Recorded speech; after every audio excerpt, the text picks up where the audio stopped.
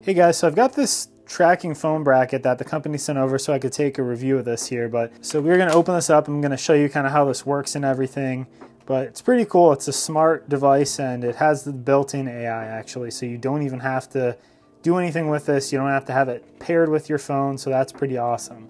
So you're going to get the user manual. So this actually has a little camera on it. So that's kind of how this works. It has an HD tracking camera. So all of the technology is right on board of this device. So that's pretty neat. This is great for, if you're doing what I do kind of in product reviews and shooting stuff on your own. It's got the clamp right up here for the top.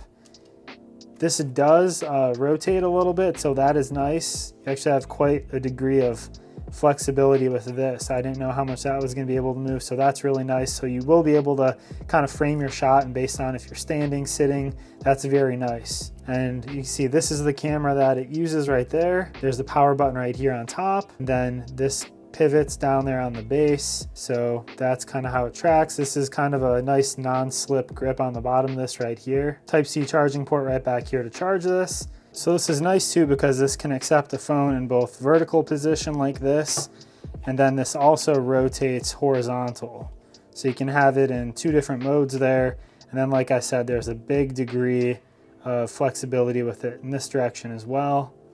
So that's pretty neat. Even a big phone like this Pixel 6 Pro fits in that clamp perfectly. So you're going to be fine with iPhone Pro, iPhone Pro Max. So yeah, it does a great job even with some bigger phones like this. All right guys, so I'm going to turn this on here. I've got this fully charged up. This is just sitting on a tabletop in front of me. So now it's on, and I'm going to show you if I move around here, you're going to see it basically is tracking my face then. So if I kind of move around, right now I'm sitting in a chair and the camera is probably about this high on me. It's got a good level line of sight pretty much. I'm going to show you if I end up getting up here, you can see, so I'm still somewhat on camera, even if I squat like this.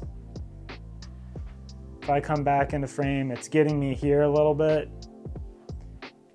But if I'm at this level, it has a harder time tracking me. But let me show you again. If I sit down and I'm more in line with it, I mean, this works perfectly, honestly. And that's pretty smooth. I've watched this back and I showed my wife even, and she was surprised at how smooth and stuff this was able to pan around like that. So if you are on level with it, I think the setup with this is the biggest thing. But I mean, this is pretty valuable if you're, trying to do a live stream or you're trying to do some content on your own. Maybe, you're walking around the room showing some product type stuff, or, you're doing clothes try on, something like that. It's pretty cool that you can do this. So if you're standing, I would recommend having it higher up on a tripod or having it more like on a shelf. So I'm gonna pick this up here. So I'm holding it by the base, make sure, you watch the motor and stuff. Okay, so now it's pretty much up to here on me. So now I'm standing and it's able to track me a little better. I'm able to move all the way around the room here. And you could see, I mean, it's doing a really good job. So I think further away at this distance, like I'm probably about 8 feet or so away from it right now. That's probably ideal for the tracking. If you're too close, that's where it has a harder time tracking and everything. You can kind of see, if you're doing just slow movements 2 at a time, this is looking pretty good, honestly. So the best thing is this does not have to use any type of app or anything like that either.